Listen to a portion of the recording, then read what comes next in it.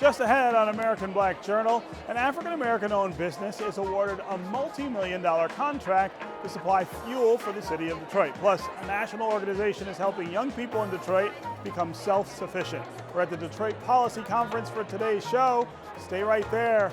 American Black Journal starts now.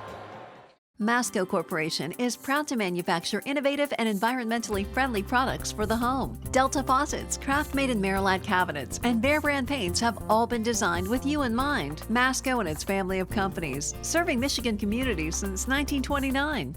Support also provided by the W.K. Kellogg Foundation, a partner with communities where children come first. The Cynthia and Etzel Ford Fund for Journalism at Detroit Public TV. The DTE Foundation proudly supports 50 years of American Black Journal in covering African American history, culture, and politics. The DTE Foundation and American Black Journal, partners in presenting African American perspectives about our communities and in our world. Also brought to you by Ally, Nissan Foundation, and viewers like you. Thank you.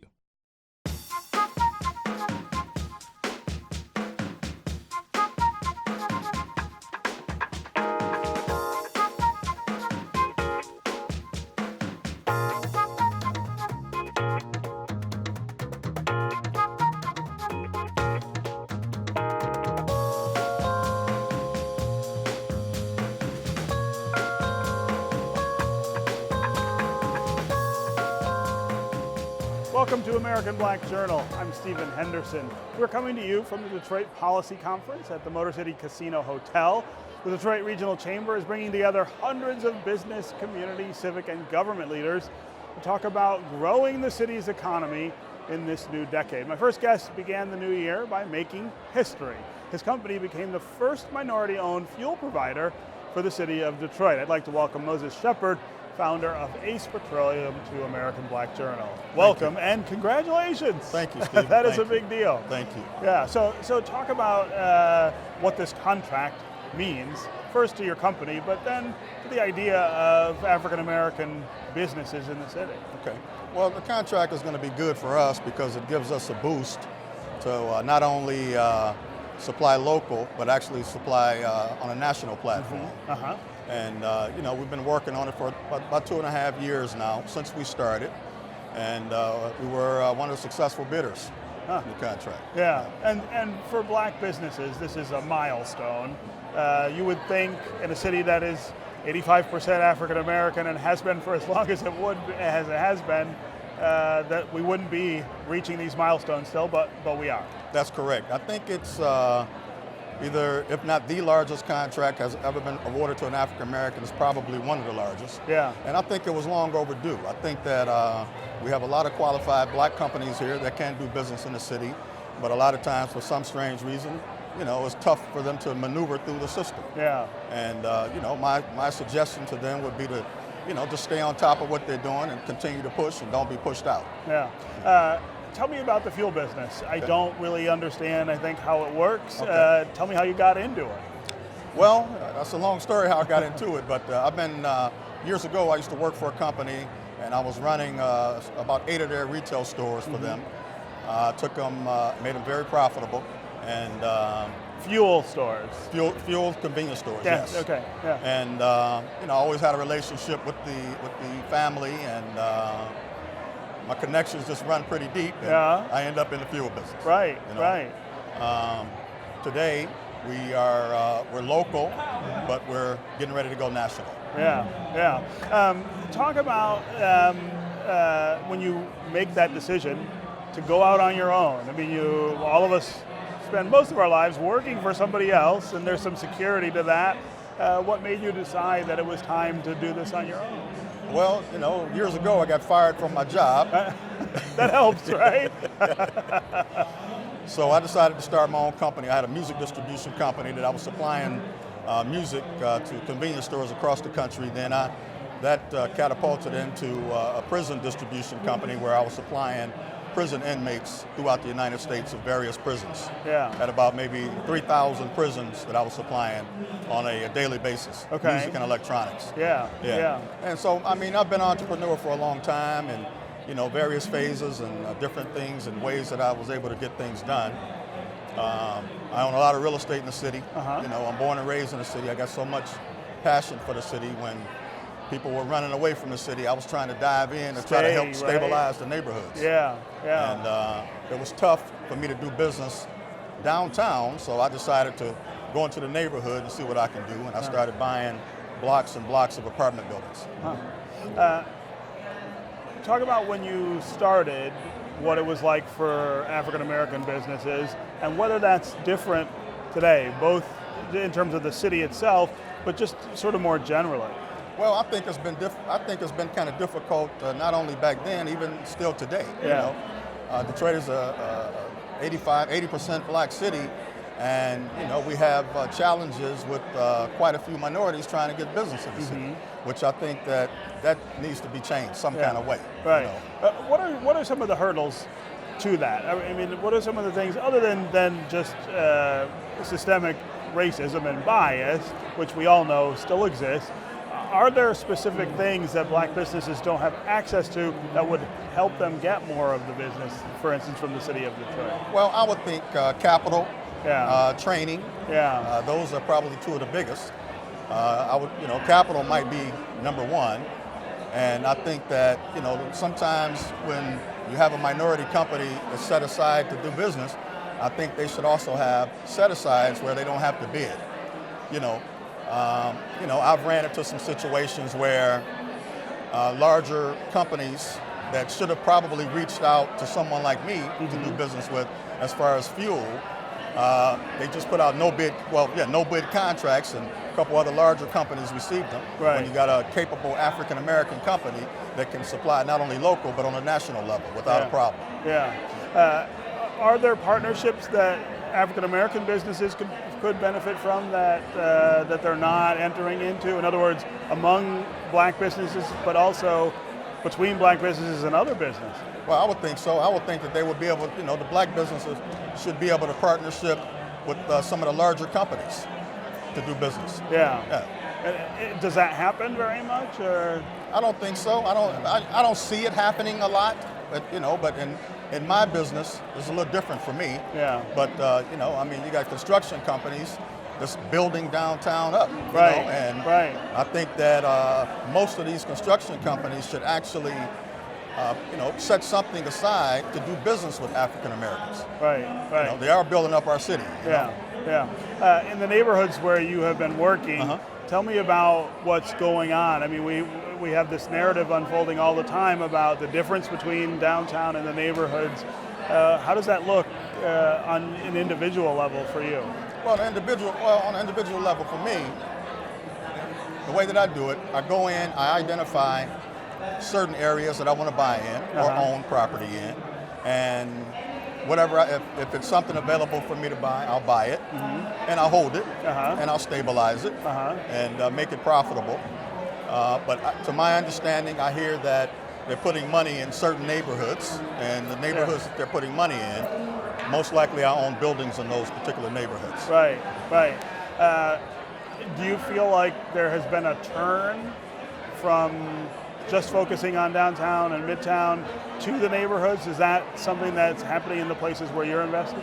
Well, when you try to build an infrastructure from the outside in, you have to build it from the inside out. Okay? Without the neighborhood, it's going to be difficult for downtown to thrive. And I know that you got people moving in from the suburbs, but I don't think that's going to be enough to really stabilize things downtown. The neighborhood is the core, and I think that the city government should focus on putting much more money in the neighborhoods as they possibly can. But in the neighborhoods where you're invested, what would you say are the priorities in terms of investment, the things that desperately need the money? Well, school systems for one. When you got better school systems, you got a better quality of life. City services. Being able to have the police come. You have a lot of crime issues out here.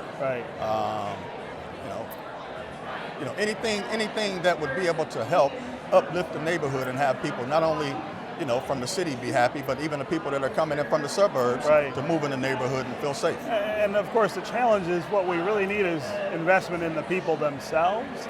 as opposed to brick and mortar, right? That's true. We need both, but the harder end of that is the investment in individuals. Correct. Yeah. That's correct. I agree with you 100%. Yeah. Tell me a little more about how the fuel contract with the city works and what that actually means for your business. This is supplying all of the vehicles that the city owns and drives around with gas, right? That is correct. Well, what we did, there was an RFP that came out, and we actively pursued it. We put all our cards on the table, from anywhere from experience to financials. And I think that we fared out well. Yeah. And what we're going to be doing is supplying, what we're currently doing, I should say. We dropped our first load January 2nd of 2020. And, we're supplying the police cars, the fire trucks, EMS, right. City buses, DOT, same buses that I actually rode to school on every day. As a kid, right? As a kid, that's right. And that's dear to my heart because it, gives me an indication of that I'm really helping. Yeah, right. Yeah. That sort of full circle kind of pay it back. That's correct. Yeah. Right. What does this mean for other businesses? I mean, other black businesses. This is a big barrier to smash through. Does this open up opportunity behind you? Well, I think this would mean that if I was given a chance to do what I do, you got other minorities just as qualified or even more qualified than I am, whatever that they do. Right. And I think that they should be able to have the same opportunity that I did. Yeah. I mean, is that something that in the fuel sector, are there other businesses who could benefit from you having done this as well? Oh yeah, but I mean, not only the fuel sector, any business. I mean, I don't know of any other minority fuel companies in the state of Michigan. Right. Trying to get into the fuel business is tough. It's really hard, right? It's very hard. A lot of capital. You got to have a lot of capital to get it done. That's correct. Yeah. All right. Well, congratulations. Thank you. Thanks for being here. Thank you so much. Coming up, a nonprofit that's building the workforce of tomorrow. But first, here's a 1988 Detroit Black Journal conversation with Mayor Coleman Young about companies investing in local communities.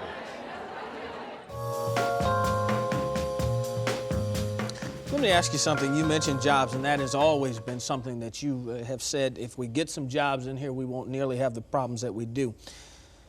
Have you ever had occasion to try to pull a Roger Smith, a Lee Iacocca down and sit with him and say, listen, the way industries are being run today, maybe we're going to have to cut that profit level for the big boys upstairs a little bit and reallocate it to the everyday worker? Is that something that has come across the table in any conversation? I don't know. What do you propose? Well, I'm asking. Gore has come out with a commercial that I'm sure you are aware in Wisconsin where he likens the $2 million salary that Iacocca received with all the benefits and so forth to the layoffs in Kenosha. Yeah. So I'm wondering whether or not that is feasible, one, to even try to compare those kinds of things, and if it is, whether United States business and the people that we have at hand are looking at that kind of thing. I think that it should be required that more profits are going to reinvestment in this country.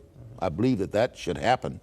I don't believe what Iacocca makes has too much to do with the problem, but I do think that the profits that the company makes and should be plowed back into the community where they were made. And I don't think that the company should be allowed to freely leave, to just close down and leave as they have been and go south, go to Mexico, or go to Taiwan. That's where our jobs are going. Do you think that there's going to be a turnaround as far as that's concerned? I think that the best turnaround will be when American industry becomes more competitive. Now, we're seeing signs of that. It's not necessary to pay peons' wages in order to be competitive. We have increased the efficiency of American workers. Ford has done it, Chrysler has done it, and General Motors has done it. And as you know, American cars are getting a bigger and bigger share of the world car market because we're being competitive. We need to do more of that. We need to require more investment in our own country.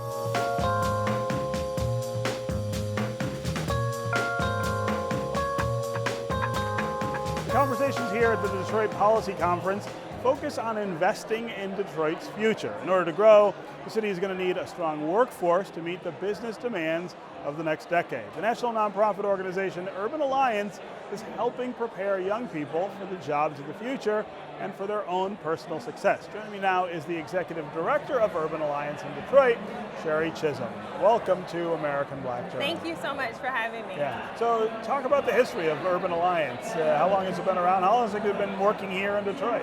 Sure. So Urban Alliance is just about 25 years old. We actually started in Washington, D.C., with the idea being is that there were a group of local business folks who were looking to support youth and were volunteering through traditional means.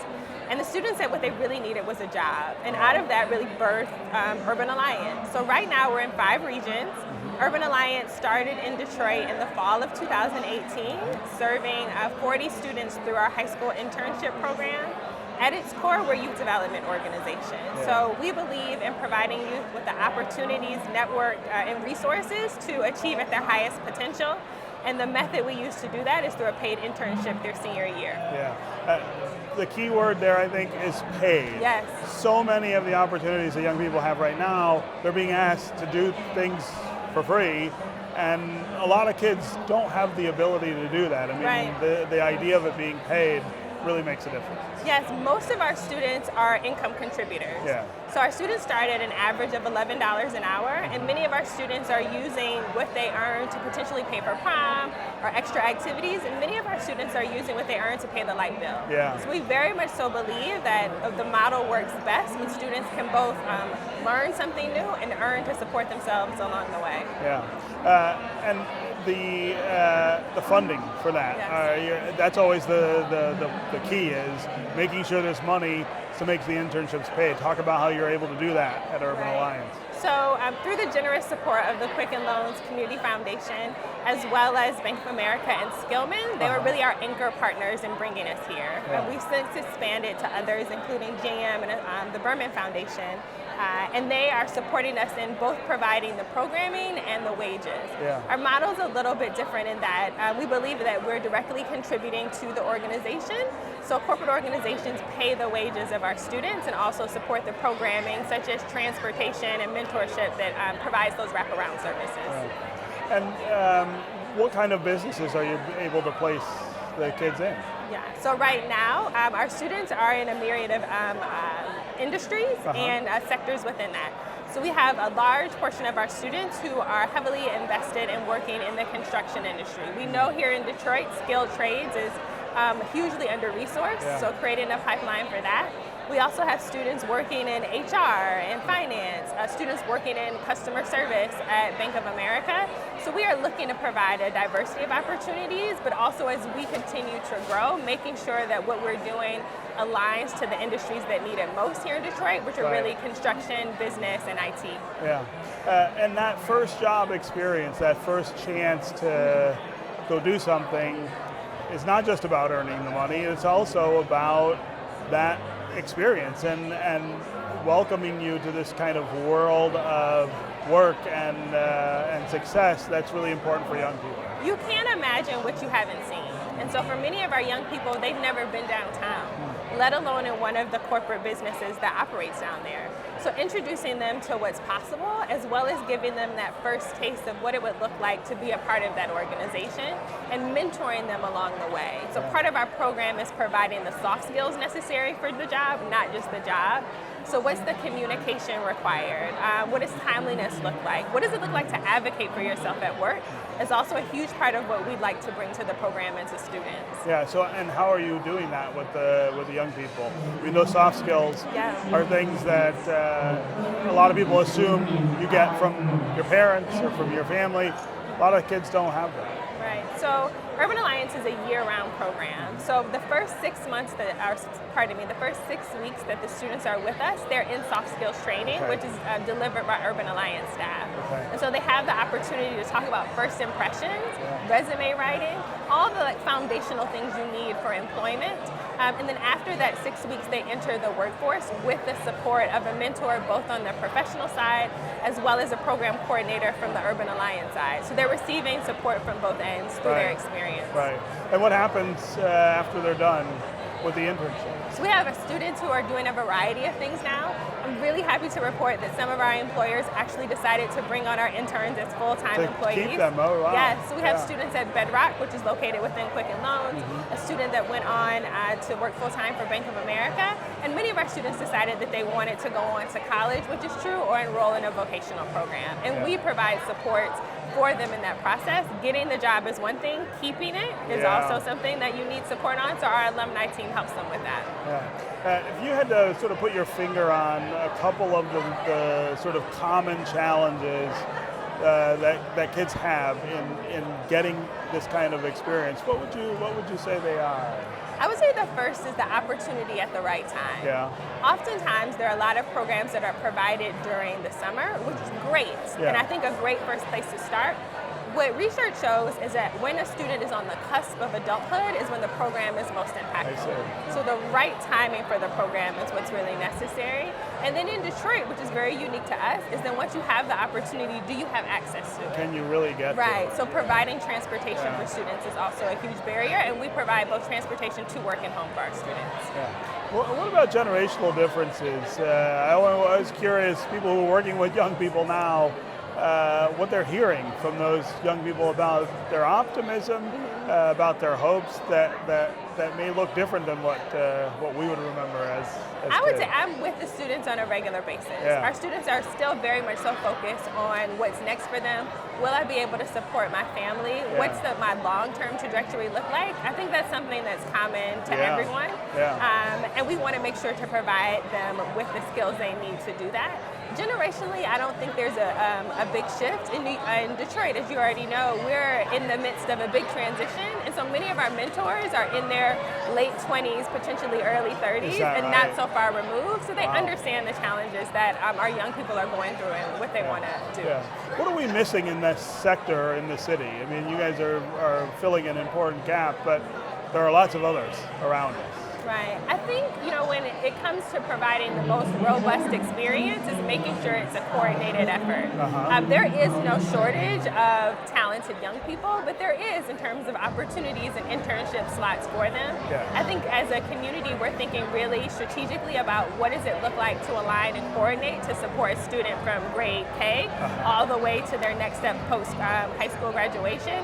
And that's really where we could come together and making sure that both the city, nonprofits, and education organizations are on the same page. And how do we expand the opportunity that you guys are providing? I mean, you talked about the number of kids you have. There are lots of others we need to get to. Well, first, we'd love to expand Urban Alliance. Expand your program, and and that's one way to provide the year-round opportunity to students. I think there are other ways that in Urban Alliance we seek to support the ecosystem. So for those organizations who might not have the capacity to partner with us, we are sharing what are the foundational things required for youth development and youth employment, and how might you be able to create something like that for yourself in-house. Understanding what it's like to work with the district on district schedules and constraints, which are very real, as well as what does it look like to support a young person and provide them with the logistics to show up every day prepared for work. I was going to ask that too. I mean, how easy is it to do this with the school district that we have in the city and the charter schools? I mean, it seems that these efforts should be aligned, right? They should all be in the same space. Right. I totally agree. I started my career in district. The district has been amazing and awesome for us here. I think it really takes, and what makes us unique is understanding what constraints the district is working within and understanding what they want to see possible, what their outcomes are. They want students to graduate. So as a part of Urban Alliance, our students also receive course credit. And so making sure that whatever program we have in place also helps them meet the outcomes that they're achieving. We meet regularly with the district on what it should look like to develop a program that makes sense for students in Detroit, as well as to continue to refine and get better.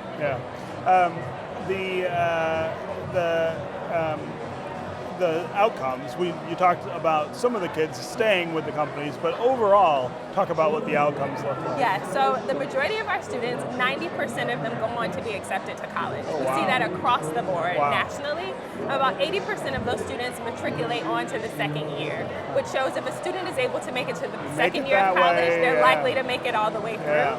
And then for our students who've gone on to full-time career, we continue to track them and support them.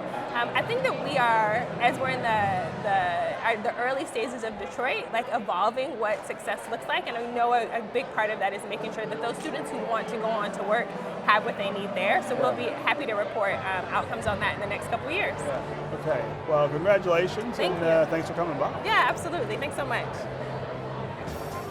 That's our program for today. Thanks for joining us, and thanks to the Detroit Regional Chamber and Motor City Casino Hotel for hosting us. You can get more information on our guests at AmericanBlackJournal.org, and you connect with us on Facebook and on Twitter. We'll see you next time.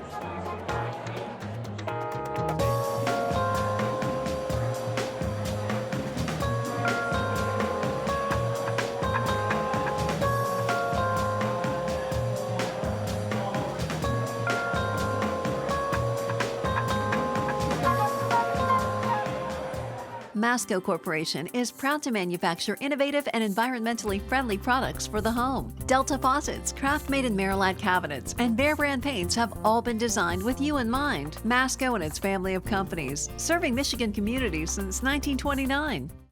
Support also provided by the W.K. Kellogg Foundation, a partner with communities where children come first. The Cynthia and Etzel Ford Fund for Journalism at Detroit Public TV.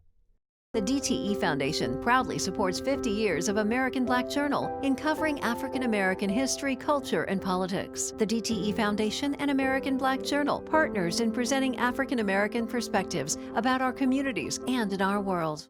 Also brought to you by Ally, Nissan Foundation, and viewers like you. Thank you.